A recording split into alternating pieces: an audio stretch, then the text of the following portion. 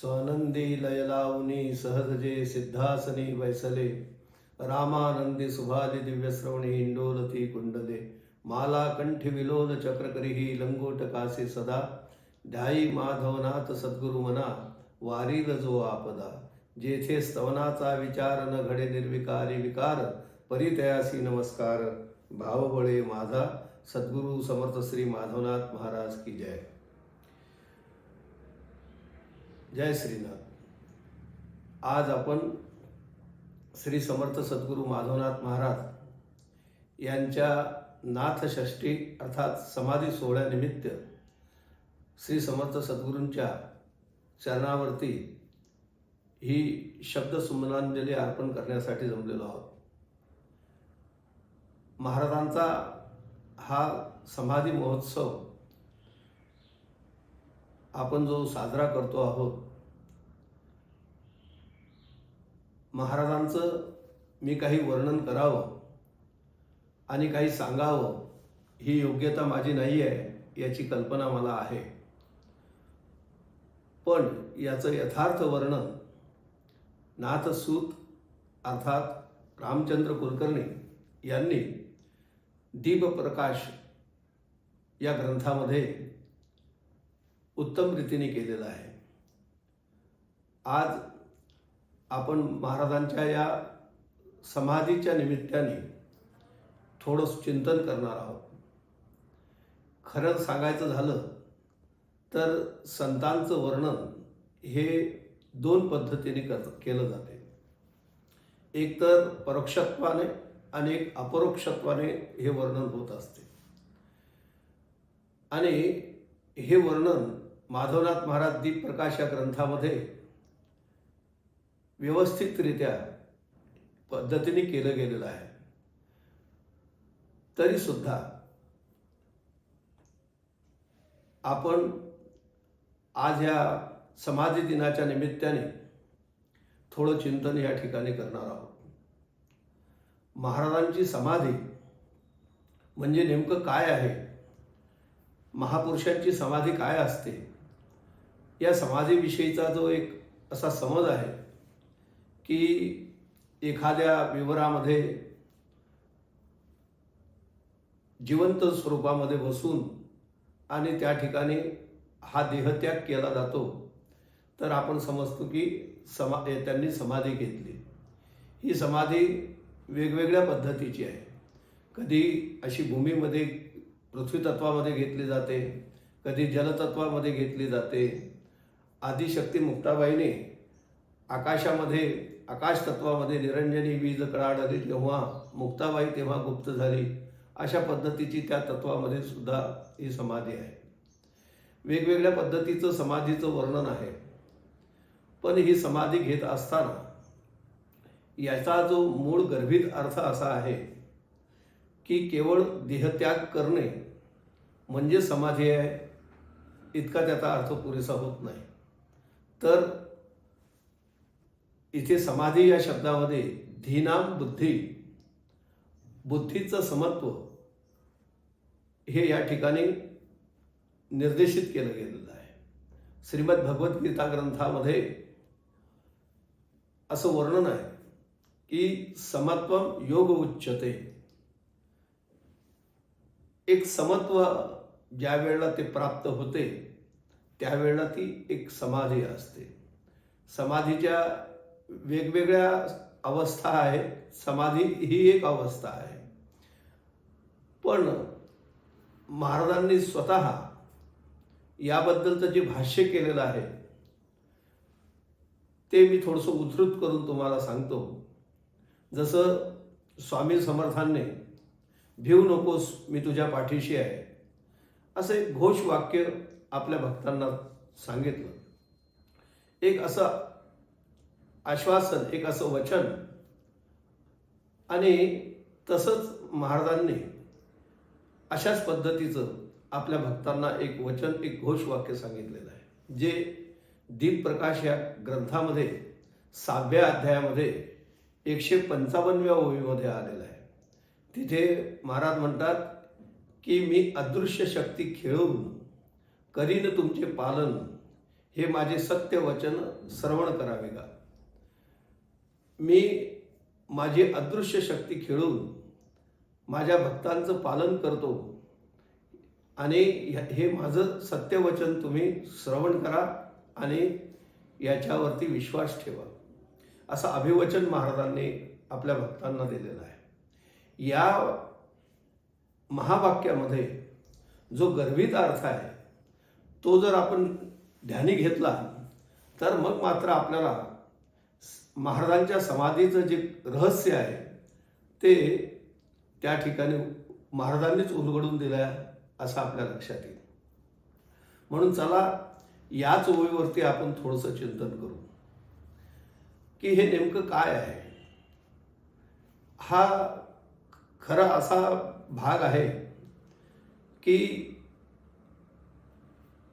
जसं एखादे वडील आपल्या मुलांच्या हिताच्या दृष्टिकोनातून जे जे काही म्हणून संपत्ती जमा करतात आणि त्यांच्यासाठी ठेवून जातात, याच्या मागे त्यांचा हेतू हाच असतो की आपल्या मुलांच्या आयुष्यामध्ये त्यांना कशाची कमी पडू नये, त्यांना कशाची अडचण येऊ नये आणि ते सुखी राहावे. हा जसा एका वडिलांचा, आईवडिलांचा आपल्या पुत्रांप्रती भाव असतो तसा एका सद्गुरूचा सुद्धा आपल्या शिष्यांच्या प्रती हाच एक भाव असतो की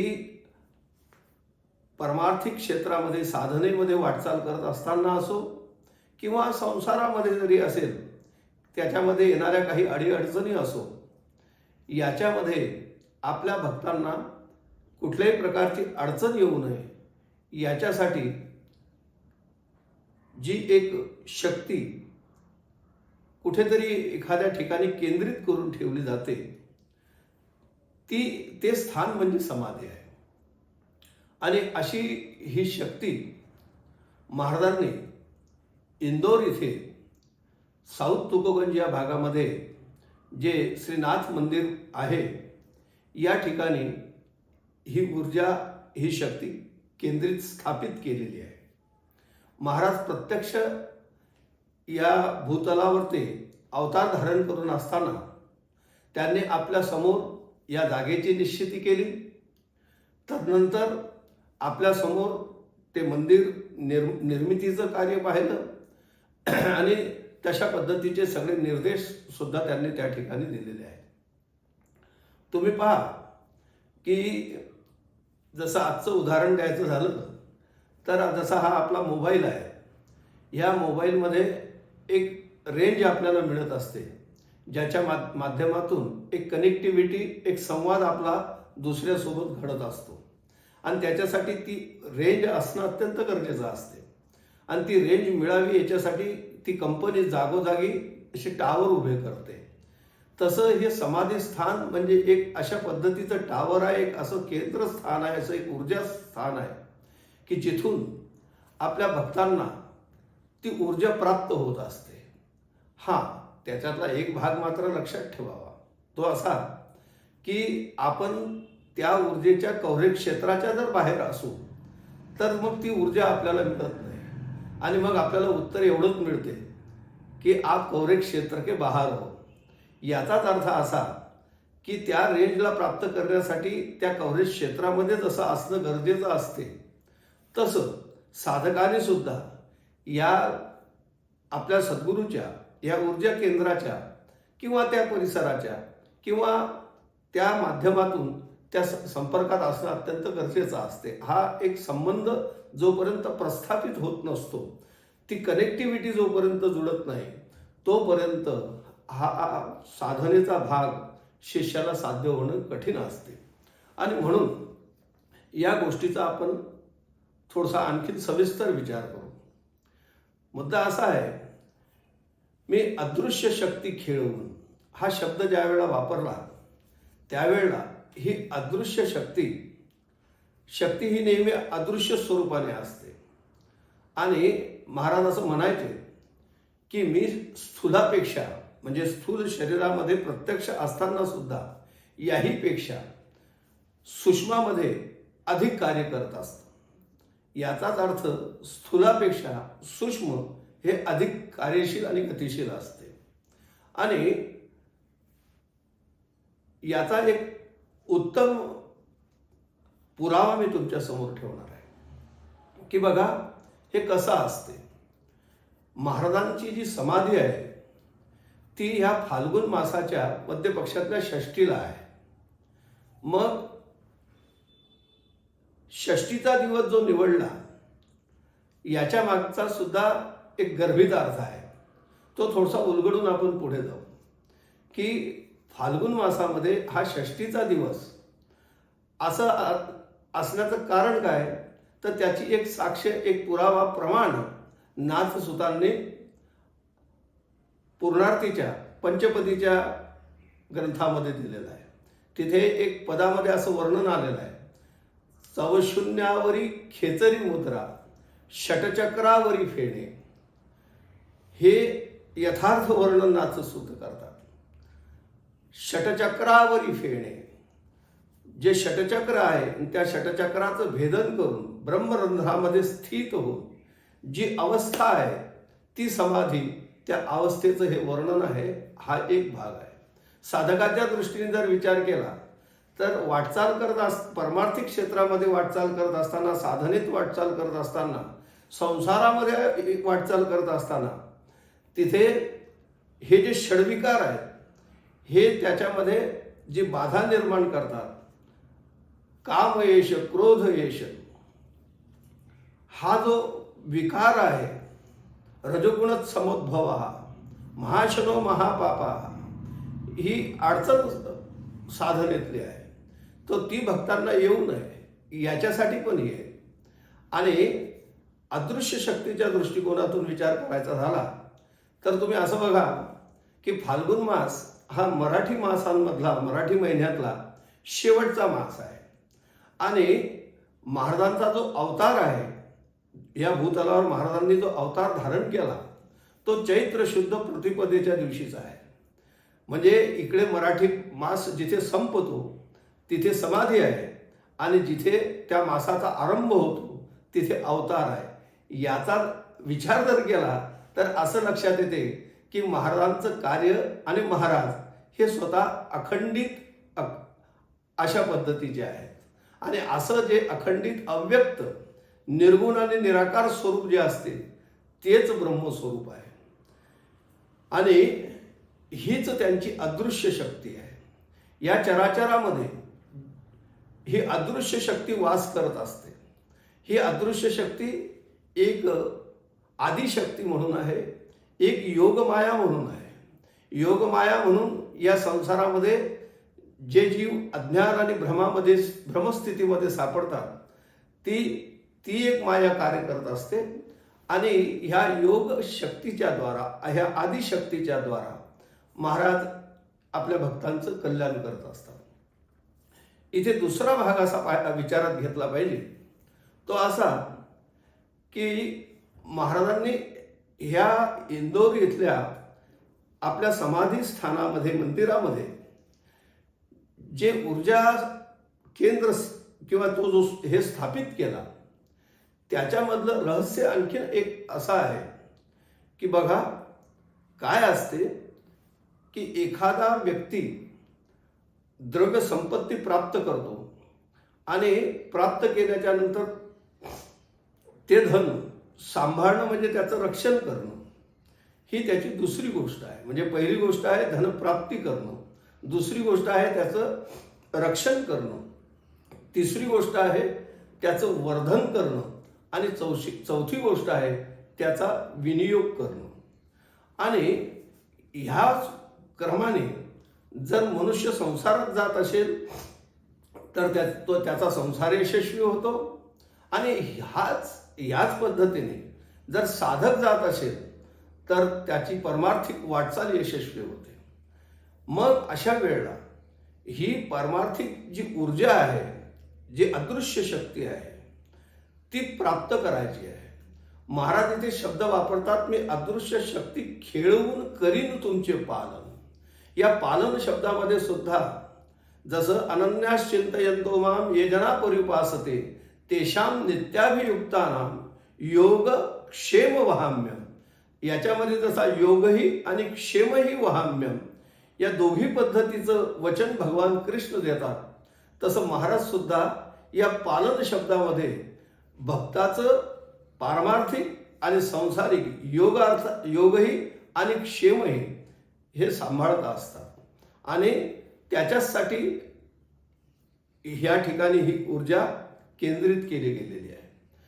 याचा पुढचा भाग आपण जर विचारात घेतला तर असं लक्षात येते की ही जी समाधी स्थान आहे महाराजांचं इंदोरच्या इथे, तर नाथ संप्रदायामध्ये जर आपण बघाल, जसं निवृत्तीनाथ महाराजांची समाधी आहे त्र्यंबकेश्वरमध्ये, तर तिथे त्र्यंबकेश्वराचं महाज्योतिर्लिंग तिथे जवळ आहे। ज्ञानेश्वर महाराजांचं पाहाल तर तिथे सिद्धेश्वर महादेव आहे। त्याच्यानंतर तुम्ही सोपान काकाची समाधी पाहाल, तिथे महादेव आहे। तुम्ही आदिशक्ती मुक्ताबाईची समाधी पाहाल तर तिथे सुद्धा सोमेश्वर, तिथे सुद्धा महादेवाचं स्थान आहे। या दृष्टिकोनातून जर विचार केला तर इंदोरच्या एका बाजूने जिथे महांकाला महादेव आहे आणि इकडच्या बाजूने जर पाहाल तर ओंकारम ममलेश्वरम असं ज्योतिर्लिंग त्या ठिकाणी आहे। याचाच अर्थ असा की ही एक प्रकारे नाथ संप्रदायाची साक्ष त्या ठिकाणी दिली गेलेली आहे। आणि हे जे महाराजांची समाधी या ठिकाणी जी आहे आणि अदृश्य शक्ती मी खेळून तुमचं पालन करीन, हे माझं सत्यवचन श्रवण करावे का, असं जे महाराज म्हणतात, तर ही जी अदृश्य शक्ती आहे जी चराचरामध्ये वास करते, ही शक्ती अदृश्य रूपाने आहे। पण जर थोडा त्याच्यावरती गंभीरतेने विचार केला तर लक्षात येते की शक्ती आहे, पण त्याच्यावरती कोणी व्यक्तीचं मानवाचं नियंत्रण असू शकत नाही। ही शक्ती त्यांची आहे आणि त्याच्यावरती नियंत्रणही त्यांचंच आहे। हा खेळ त्यांनीच करावा। भगवान म्हणतात की समुद्राने मर्यादा ओलांडू नये, ही आज्ञा माझी आहे। झाडाचं पान सुद्धा त्यांच्या आज्ञेशिवाय किंवा त्यांच्या सत्तेशिवाय हलत नाही। तुम्ही बघाल पंचमहाभूत आहेत, त्यांचे स्वभाव गुणधर्म जर पाहिले तर परस्पर विरुद्ध आहे, पण या सगळ्यांचं पंचीकरण करून ते एकत्र नांदतात। ही किमया हा खेळ त्यांचा आहे आणि म्हणून या शक्तीचा जो काही खेळ आहे तो महाराजांनी आपल्या भक्तांसाठी केलेला आहे। मी सूत्र सांगितलं, महाराज वणीच्या पर्वतावरती सप्तशृंगी आदिशक्तीच्या समोर बसले, तिथे जी साधना योग साधना केली आणि त्या आदिशक्तीकडून जो शक्तिपात झाला, जी शक्ती ग्रहण केली, ती शक्ती महाराजांनी घेतली। त्याच्यानंतर योग साधना, या योग साधनेमध्ये महाराजांनी कुंभगादिक क्रियेच्या द्वारा त्या शक्तीचा संचय केला, त्याच्यानंतर त्या शक्तीचं वर्धन केलं आणि त्याचा विनियोग सुद्धा केला। मग हा अशा पद्धतीच्या सूत्राने महाराजांनी केलेला आहे। तर इथे जी स्थापित शक्ती आहे आणि त्याचा जो विनियोग जो भक्तांसाठी महाराजांनी त्या ठिकाणी केलेला आहे, याच्यावरती साधकाने निश्चित चिंतन केलं पाहिजे आणि त्याचं विचार आपल्या आतमध्ये अंतर्मुख होऊन केला पाहिजे। आता पुढचा विषय असा आहे की या सगळ्या शक्तीचा एक जो अनुभव आहे, एक अनुभूती जी आहे, ती अनुभूती कशी येते? महाराज योगाभ्यानंद होते। महाराजांचं योगशास्त्राबद्दल मी काय सांगावं, पण त्या अदृश्य शक्तीचा एक खेळ आणि कसा पुरावा आहे याचा एक छोटासा उदाहरण मी तुम्हाला सांगतो। महाराजांचे एक भक्त आहे आणि त्या भक्ताने महाराजांना एक पत्र पाठवून विनंती केली की महाराज, मी सातत्याने योग क्रिया आणि साधना करत असतो, ही करत असताना मला वायू वर चढवता येतो, मात्र एकदा माझा वायू वर चढल्याच्या नंतर मला त्या स्थितीमध्ये किती वेळ जातो हे कळत नाही, भान राहत नाही आणि तो वायू मला स्वतः जाणीवपूर्वक खाली उतरवता येत नाही.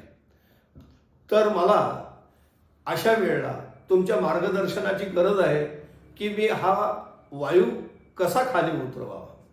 महाराजांनी त्यांना उत्तर पाठवलं की या विशिष्ट दिवशी सकाळी ब्रह्ममुहूर्तावरती तुम्ही साधनेतून तुम्ही कसा वायू वर चढवता त्या पद्धतीने चढवा, तो कसा उतरवावा हे आम्ही तुम्हाला त्या ठिकाणी त्याचं मार्गदर्शन करू शिकवू.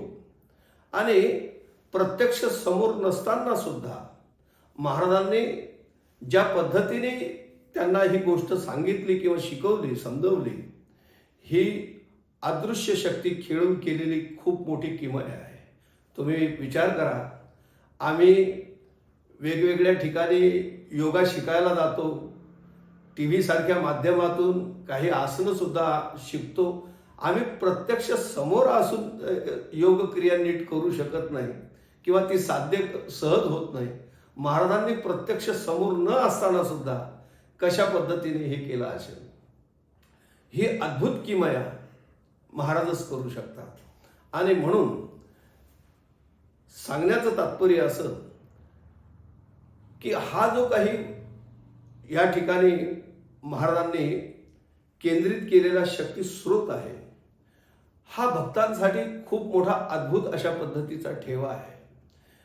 मात्र इथे एक प्रश्न आहे, तो असा की अशा पद्धतीच्या या असलेल्या शक्ती स्रोताचा मी कसा उपयोग करावा किंवा ती कशी प्राप्त करावी किंवा त्याची कशी अनुभूती घ्यावी, यासाठी मी काय केलं पाहिजे. याचं पहिलं उत्तर आहे की आपण त्याच्यासाठी अशा असलेल्या ऊर्जास्थानावर अर्थात नाथ मंदिर इंदोर इथे आपण प्रत्यक्ष त्या स्थानावर गेलं पाहिजे. तुम्ही म्हणाल तर आम्ही तर गेलो आहे महाराजांच्या अगदी समाधी स्थान जिथे खाली तळघर आहे तिथे जाऊन आलो आहोत, एकदा आणि अनेक वेळा गेलेलो आहोत. तो आम्हाला त्याची प्रत्यक्ष अनुभूती कशी, इथे थोडासा विचार करा की आपलं काय होते की आपण संसारी जीव आहोत. आपण अशा पद्धतीची ऊर्जा प्राप्त करत असतो, कधी तीर्थयात्रेला जाऊन, कधी पारायणादिक करून, कधी व्रतवैकल्यदिक करून, कधी जपजाप्य करून, कधी यज्ञयागादिक क्रिया करून, अशा पद्धतीने आपण ह्या शक्तींची प्राप्ती करत असतो. पण आपल्याला याची जी दिव्य अनुभूती काय येत नाही, याचं कारण आपला जो विनियोग आहे या शक्तीचा, तो विनियोग संसारातल्या भोगांच्या प्राप्तीसाठी जास्ती खर्च होत असतो. आणि त्याच्यामुळे काय होऊन जाते की जसं शरीरामध्ये अन्न ग्रहण करावं आणि अन्न ग्रहण करून त्याच्यातून प्राप्त झालेल्या कॅलरीज ज्या आहेत त्या मिळाल्या की त्याचाच उपयोग पुन्हा संसारातल्या कष्ट कर्मकारासाठी वापरावा, हा साधारण व्यवहार आपण करत असतो. पण इथे स्टोरेज ऑफ द एनर्जी पहिले प्राप्त करणे, तिला आपल्या ठिकाणी स्थित करणे, त्याच्यानंतर त्याचं वर्धन करणे आणि मग विनियोग करणे, हे जे सूत्र आहे याच्यातलं. तर तुम्ही जर नाथ मंदिरामध्ये किंवा या स्थानामध्ये त्या ठिकाणी इंदोरला जर गेल्या असाल किंवा जा तर त्या ठिकाणी गेल्याच्या नंतर दर्शन हा एक महत्त्वाचा भाग आहे. दर्शने दोष नाशते, सद्गुरूचं दर्शन घ्यायचंच असते. पण गेल्याच्या नंतर तिथे नेमकं काय करावं जेणेकरून आपल्याला ही दिव्य अनुभूती येईल. मी पुन्हा सांगतो, असू द्या संसारातल्या अडचणीची का असो ना, किंवा एखाद्या साधकाला या परमार्थिक योगशास्त्राच्या किंवा साधनेच्या मध्ये काही दिव्य अनुभूती यायची असेल, आपल्याला त्या दृष्टीने वाटचाल करून विकास करायचा असेल, तर त्या दृष्टीने आपल्याला तिथे काय केलं पाहिजे. तिथे गेल्याच्या नंतर थोडं एकांत, शांत आणि तिथे बसा बसल्याच्या नंतर सद्गुरूचं स्मरण करा, ध्यान करा. हे ध्यान करत असताना आपला जो श्वास आहे, आपला जो प्राण आहे, त्या प्राणावरती आपलं मन, आपलं चित्त स्थिर करा. त्या ज्या नाकातून जे श्वास चालत आहे त्याच्या लयीकडे लक्ष द्या. आणि जसा एखादा गवई त्या तानपुऱ्याच्या, त्या स्वराच्या लयीमध्ये, त्याच्यामध्ये जसा गातो, तसा आपल्या गुरुमंत्राचा जप त्या श्वासाच्या लयीमध्ये करा. असं करत असताना तुम्हाला आठवेल, महाराजांनी मोठं सुंदर वर्णन शनिवारच्या पदामध्ये, मग आसन ते दृढ करी, ने चित्त लहरी तव दुरी, झडी पाही भ्रुकुटी भीतरी, ही नक्षत्राची सरी, कधी जपळा जणू झळकते, कधी चंद्र सूर्य बिंबते, कधी ध्यानी लख लख करी, ही स्वयं ज्योती साजिरी. हे यथार्थ वर्णन नाथसुतांनी केलेलं आहे. आणि हीच दिव्य अनुभूती तिथे साधकाला मिळते. मात्र त्याच्यासाठी काही गोष्टी अशा असतात की त्या पद्धतीने केल्याशिवाय त्याची अनुभूती येत नसते. आणि अशा पद्धतीने जर तुम्ही त्या ठिकाणी ध्यान कराल, त्या श्वासाच्या द्वारा त्या लयीमध्ये जप कराल, तुकाराम महाराजांचं याच्यामध्ये प्रमाण आहे, लावूनिया मृदंग श्रुती टाळ घोष, सेवू ब्रह्मरस आवडीने.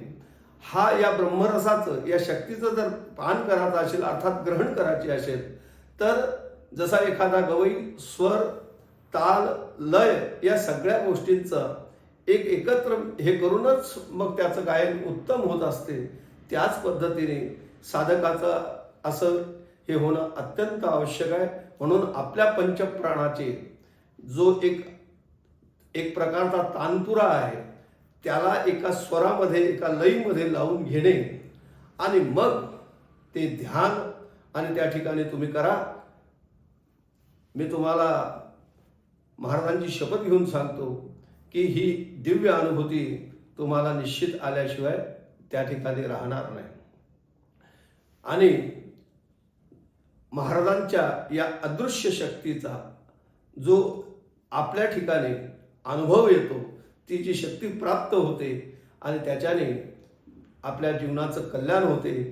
आणि अशाच पद्धतीचं हे सगळं आपल्याला प्राप्त हो, याच्यासाठीच महाराजांनी हा शक्तीचा संचय आणि हे स्थान या ठिकाणी निर्माण केलं. आणि ते प्रत्यक्ष असताना सुद्धा आणि आता अव्यक्त स्वरूपाने सुद्धा महाराज आपल्यासाठी या पद्धतीने हे भक्तांच्या कल्याणासाठी हे अखंड या पद्धतीचं कार्य करत असते.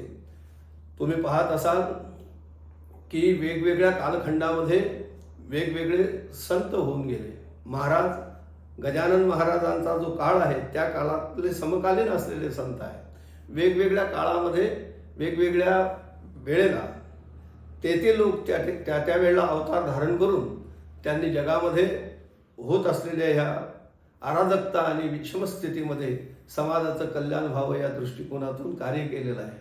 त्या दृष्टीने जर विचार केला तर आता आज 21व्या शतकामध्ये होत असलेली किंवा दिसत असलेली जी भीषण आणि भयावह स्थिती आहे, या स्थितीमधून जर आपल्या जीवाचं कल्याण करून घ्यायचं असेल, या कलियुगाच्या प्रकोपातून जर आपल्याला स्वतःला वाचवायचं असेल, तर महाराजांचं तत्वज्ञान, महाराजांनी दिलेला हा जो काही ठेवा आहे, याच माध्यमातून गेले असता आपलं कल्याण झाल्याशिवाय राहणार नाही, याच्यामध्ये मला तीळमात्र शंका नाही. आणि ह्याच पद्धतीने सर्व नाथ भक्तांचं कल्याण हो, त्यांच्यावर सद्गुरू माधवनाथ महाराजांची कृपा त्यांना प्राप्त हो, अशी प्रार्थना करून मी या ठिकाणी थांबतो. जय श्रीनाथ. श्री गुरुनाथ माधवनाथ सदा वसावे या हृदयात. श्री गुरुनाथ माधवनाथ सदा वसावे या हृदयात.